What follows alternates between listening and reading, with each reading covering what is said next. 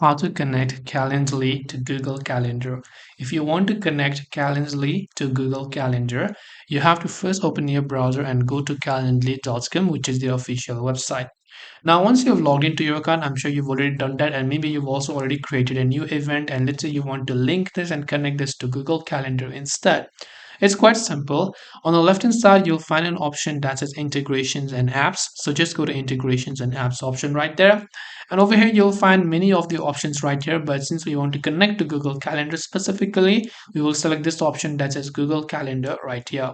And once we've done that, what we need to do is on the next page, it will ask us for a couple of more information. So here you can just also link with Microsoft Outlook, but since we're trying to connect to Google, we'll select that and click on the connect button. It will ask us for a confirmation under which email that we want. So you can also go ahead and then make sure to first of all select that particular stuff here as well.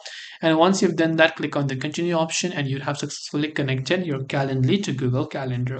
This way you'll be able to go ahead and then basically connect Calendly to Google Calendar. I hope this video helped you. If you have any questions, feel free to leave them down. Thank you for watching and see you soon in the next video.